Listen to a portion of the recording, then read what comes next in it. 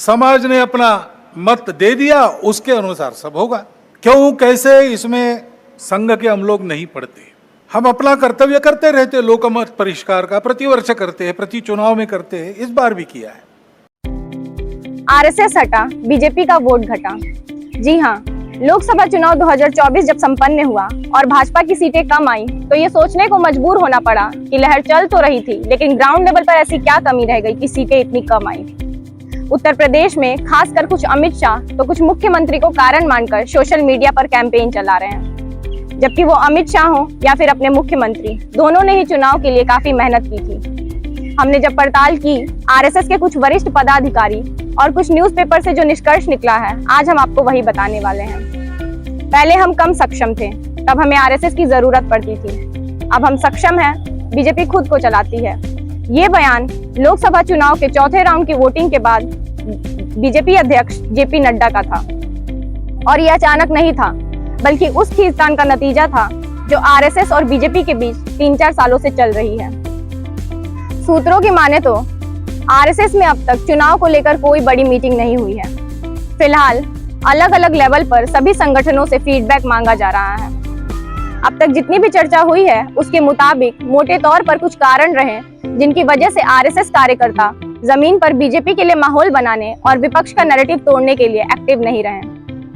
तो आइए बात करते हैं उन मुद्दों की जिनकी वजह से आरएसएस और बीजेपी के बीच खाई पैदा होती गई। आरएसएस के एक वरिष्ठ पदाधिकारी बताते हैं कि राम मंदिर के मामले में बीजेपी ने आरएसएस की बात तक सुननी बंद कर दी। शुरुआत चंपत राय पर वित्तीय गड़बड़ी के आरोप से हुई। आरएसएस ने चंपत राय को चित्रकूट की प्रतिनिधि सभा में बुलाया और सख्त चेतावनी दी, जिसके बाद बीजेपी ने राम मंदिर का मामला सीधे अपने हाथ में ले लिया और आरएसएस की किसी भी बात पर ध्यान देना भी जरूरी नहीं समझा। इसके अलावा राम मंदिर निर्माण समिति के अध्यक्ष और पीएम नरेंद्र मोदी के सबसे करीबी निपेंद्र मिश्रा को बनाया गया। निपेंद्र मिश्रा 2014 और 2019 में पीएमओ के सबसे खास अधिकारी रहे। अयोध्या में जब राम मंदिर के कार्य सेवकों पर गोलियां चली थी, तब ये यूपी सरकार में सबसे प्रमुख सचिव भी रहे।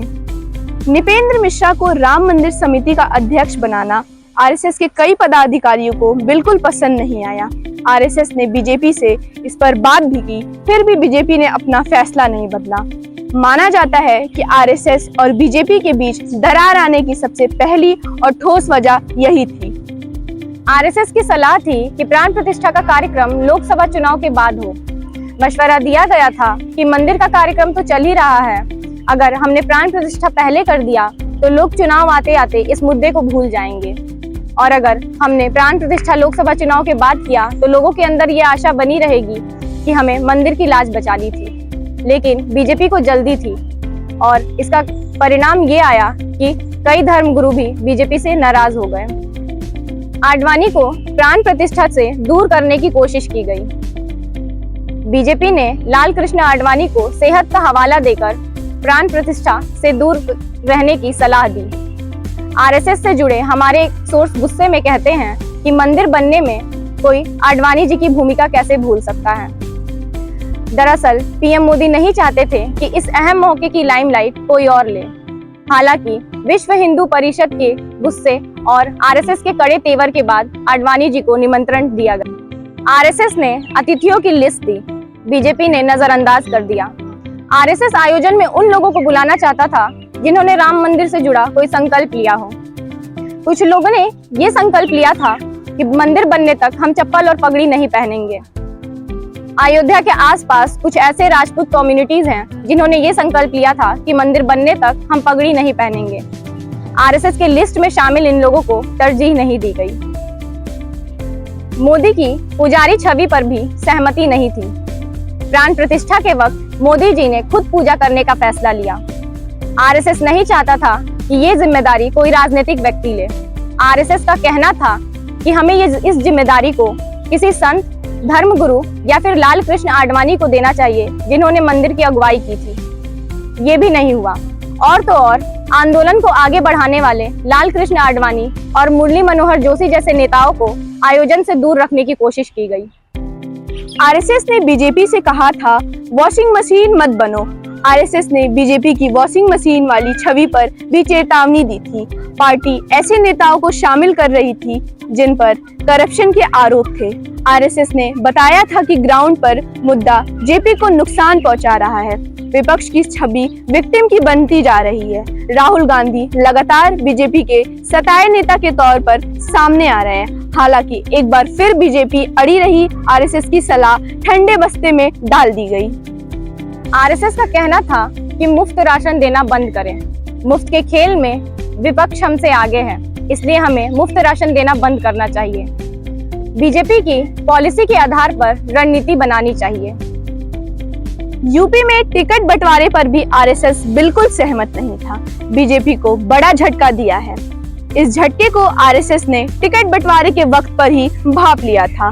आरएसएस ने 10 से ज्यादा सीटों पर कैंडिडेट को असहमति जताई थी। इसमें प्रतापगढ़, श्रावस्ती, कैसबी, रायबरेली जैसी सीटें शामिल हैं। कानपुर के अलावा सभी सीटों पर बीजेपी के कैंडिडेट की हार हो चुकी है। आरएसएस का कहना था कि इस बार कुछ सांसदों को छोड़कर हमें नए सांसदों को टिकट देना चाहिए, जैसा कि दिल्ली में हुआ। लेकिन टिकट बंटवारे के समय पर आरएसएस बेबस दिखी। मोदी सरकार और मोदी की गारंटी वाले स्लोगन आरएसएस को नापसंद से दिखे। आरएसएस 2014 से ही इस पर नाराज था। ये नारा आरएसएस की आइडियोलॉजी पर फिट नहीं बैठता था। आरएसएस व्यक्ति को नहीं, किसी विशेष को नहीं, बल्कि संगठन या समूह को तरजीह देता है। मोदी सरकार के नारे से एक व्यक्ति सर्वोपरि दिखाया जाता है। जेपी लंबे वनवास के बाद सत्ता में लौटती दिखी है। इस पर भी आरएसएस खामोश रहा। अब इस पर चर्चा हो रही है कि क्या चुनाव में मोदी सर्वोपरि मानने की बड़ी गलती है या नहीं। उड़ीसा में जीत पर सलाह। उड़ीसा में आरएसएस से जुड़े एक सोर्स बताते हैं कि यहाँ की जीत पर बीजेपी को भ्रम नहीं पालना चाहिए। उड़ीसा की जनता नवीन पटनायक की बीमारी और ब्यूरोक्रेसी के हाथों में सत्ता जाने से नाराज थे। उनके सामने कांग्रेस का विकल्प नहीं था, सामने सिर्फ बीजेपी थी। अगर कांग्रेस दम लगाती तो परिणाम कुछ और ही होता। ऐसी ही जानकारियों के लिए देखते रहिए यूपी न्यूज़ 18।